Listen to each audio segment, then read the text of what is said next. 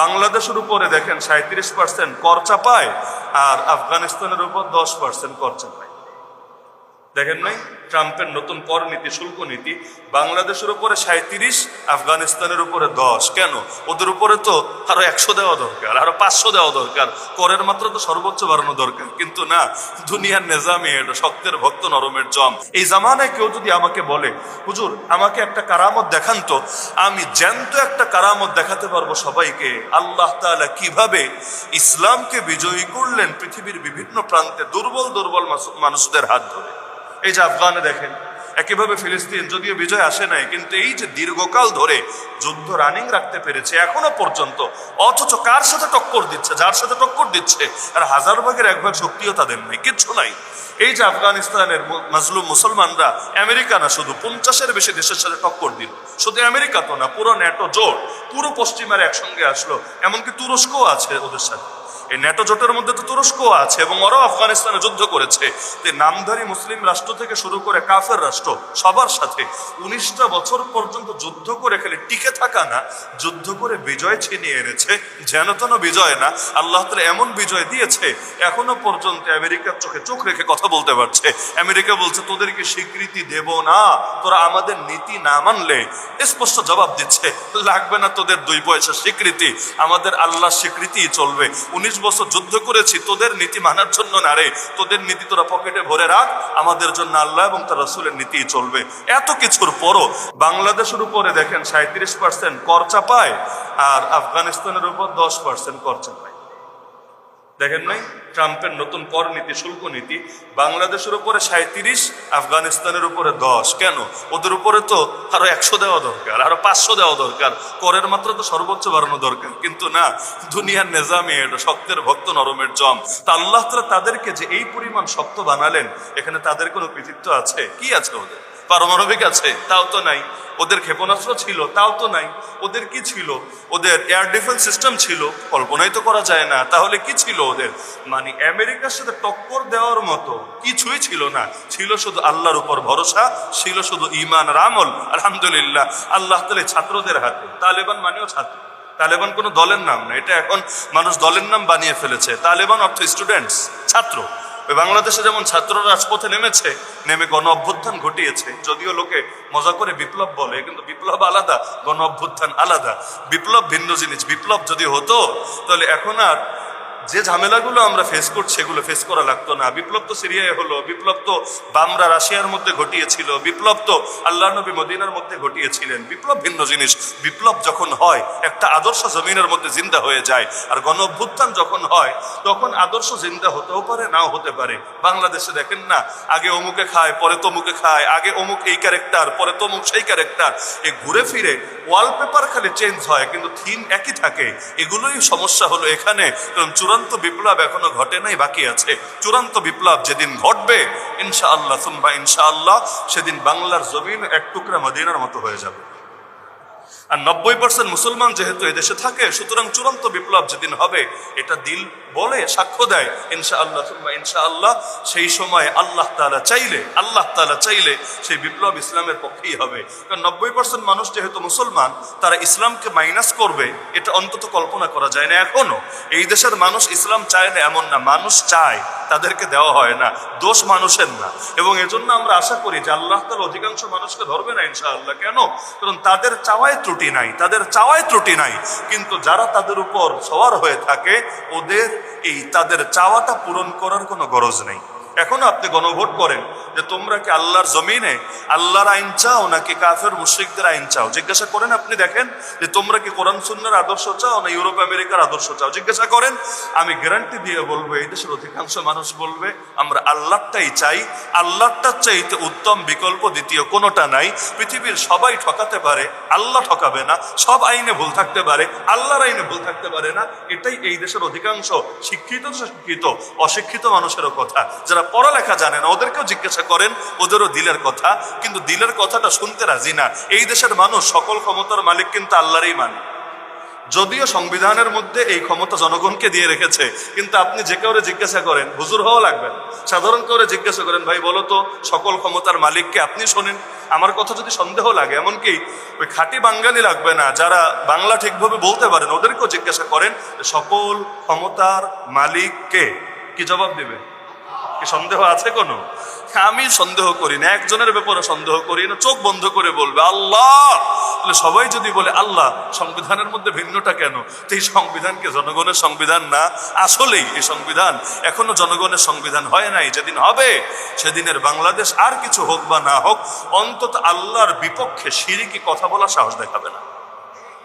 পরিবর্তন একদিনে হবে না, আর পরিবর্তন কেউ এসে হাতের মোয়া হিসাবে হাতে তুলেও দিয়ে যাবে না। আল্লাহ কোরআনে বলেন, নিশ্চয়ই আল্লাহ কোন জাতির অবস্থা ততদিন পরিবর্তন করেন না যতদিন না তারা নিজেরা নিজেদের অবস্থা পরিবর্তন করে। আল্লাহ বলেন, হে ইমানদাররা, যদি আল্লাহকে সাহায্য করো তবেই আল্লাহ তোমাদেরকে সাহায্য করবেন। আল্লাহ সাহায্য করবেন এটা ওয়াদা, তবে শর্ত আছে, এমনি এমনি করবেন না। আগে তোমাদেরকে শুরু করতে হবে আল্লাহর সাহায্যে তথা আল্লাহর দ্বীনের সাহায্যে এগিয়ে আসতে হবে। সূচনা করবা তুমি, সমাপ্ত করবেন তিনি। সূচনা করবা তুমি, সমাপ্ত করবেন তিনি, কিন্তু সূচনা না করলে আল্লাহ তাআলা এমনি এমনি করে দিবেন না। বদরের ময়দানে মুসলমানদের কিচ্ছু ছিল না, তো সাধ্যে যা ছিল পুরোটা কিন্তু দিয়েছেন, সাধ্যের জায়গায় কমতি রাখেন নাই। সাধ্যের সর্বোচ্চটুকু দিয়ে বান্দা আল্লাহর কাছে সাহায্য চাইবে, এটাই তো ভরসা। ভরসা বলে কারে? চাকরি বাকরি করবে না, খেতখামারি করবে না, এটারে ভরসা বলেন, এটারে ভণ্ডামি বলে। ভরসা মানে নিজের সাধ্যে যা আছে পুরোটা করব, বাকিটা আমি আল্লাহর হাওয়ালা করে দিব, ব্যাস, এটাই তো ভরসা। তাহলে এই ভরসা যদি কেউ করে, আল্লাহ থেকে সাহায্য করবেনই করবেন, এটা আল্লাহর ওয়াদা। তো দুদিন আগে বা পরে পরিবর্তন আসবে ইনশাআল্লাহ। আমি তো স্বপ্ন দেখি, আগেও বলেছি, যে এমন এক বাংলাদেশও ইনশাআল্লাহ আসবে, যেই বাংলাদেশে জাতীয় মসজিদের খতিব, জাতীয় ঈদগাহের খতিব রাষ্ট্রপ্রধান হবে। কারণ আল্লাহ রসুলের জামানাতে এটাই সুন্নাহ ছিল, আবু বকর, ওমর, ওসমান, আলীর জামানাতে এটাই সুন্নাহ ছিল। তো নবী যা করেন সেটারই তো সুন্নাহ বলে, খোলাফায়ে রাশেদিন যা করেন সেটারই তো সুন্নাহ বলে। তা আমরা এমন ইসলামের সাথে পরিচিত যে ইসলামে রাষ্ট্রপ্রধান যিনি হন, খালি সরকার প্রধান না, রাষ্ট্রপ্রধান যিনি হন, জাতীয় মসজিদের ইমাম খতিবও তিনি হন। 5 ওয়াক্ত যদি পড়াতে নাও পারেন, ব্যস্ততা থাকতেই পারে, সফর থাকতেই পারে, অন্তত জুমা নামাজ, এমনকি হানাফি মাযহাবের যে কোনো মাসালার কিতাব, ফতোয়ার কিতাব খুললে দেখবেন জুমা এবং ঈদ বৈধ হওয়ার জন্য একটা শর্ত আছে। যে কোনো ফতোয়ার কিতাব আপনি খোলেন, আজকে খোলেন, হেদায়ায় খোলেন, যে হেদায়া তো কমন, মাদ্রাসায়, প্রতিটা মাদ্রাসায় পড়ায়, জুম্মা এবং ঈদ বৈধ হওয়ার জন্য শর্ত হলো রাষ্ট্রপ্রধান নিজে উপস্থিত থাকতে হবে অথবা তার প্রতিনিধি থাকতে হবে। বলবেন হুজুর, আমরা তো আমাদের মধ্যে তো এমন থাকে না, তাহলে আমাদের জুম্মা হবে কিনা? আমাদেরটা হবে, এ কারণে ইসলামী রাষ্ট্র ব্যবস্থাই তো নাই। মাথা না থাকলে ব্যথা আসবে কোত্থেকে? এই শর্ত হলো ইসলামী রাষ্ট্র যদি থাকে তাহলে অবশ্যই হয়তো রাষ্ট্রপ্রধান নিজে হাজির থাকবে, নামাজ যদি নাও পড়ায় নিজে হাজির থাকবে, অথবা তার নিযুক্ত প্রতিনিধি। বলবেন তার প্রতিনিধি কে হবে? খতিব তার প্রতিনিধি হবে। সেখানে যার মনে চায় সে খতিব হতে পারবে না, এলাকার লোকেরাও যারে মনে চায় খতিব বানাতে পারবে না। সেখানে খতিব যিনি হবেন তিনিও রাষ্ট্রের পক্ষ থেকে নিযুক্ত হবেন এবং তিনিও রাষ্ট্রের অধীনতাভুক্ত থাকবেন এবং তার ভাতাও বাইতুল মাল থেকে আসবে এবং তিনি মূলত সরকার রাষ্ট্রপ্রধানের প্রতিনিধিত্ব করবেন এবং খুতবার মধ্যেও রাষ্ট্রপ্রধানের নাম নিয়ে পর্যন্ত দোয়া করবেন। এই যে খুতবার মধ্যে এখনো আমরা দোয়া করি না, আল্লাহ রসুলের জন্য, আহলে বাইতের জন্য, নামগুলো কিন্তু আসে আরবি খুতবার মধ্যে। বোঝেন বা না বোঝেন, নামগুলো তো অন্তত শোনেন।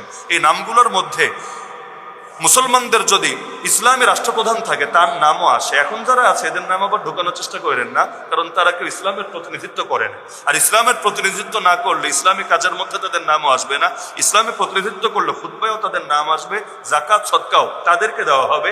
এরপর তারা বন্টন করে দিবে, গরিবদের মধ্যে তারা বন্টন করে দেবে সুষমভাবে, যাতে করে দেশের সব জায়গার গরিবরাই সমানভাবে পায় এবং দেশের মধ্যে অর্থনৈতিক সমৃদ্ধি আসে, ধনী আর গরিবের বৈষম্য ধীরে ধীরে কমতে থাকে।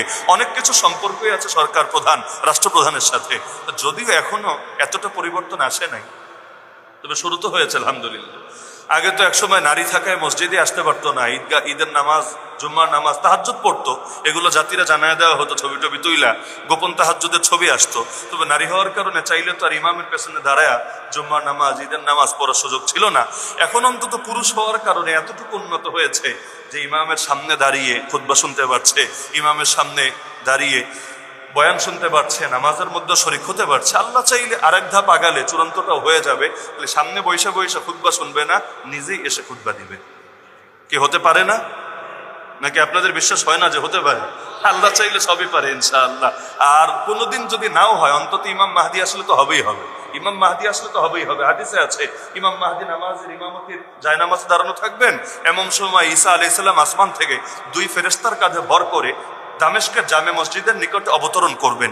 এটা দেখে ইমাম মাহদি পেছনে চলে আসবেন। তিনি বলবেন, আপনি আল্লাহর নবী, আপনি চলে এসেছেন, আপনি থাকতে আমি কিভাবে ইমামতি করি, আপনি ইমাম হন।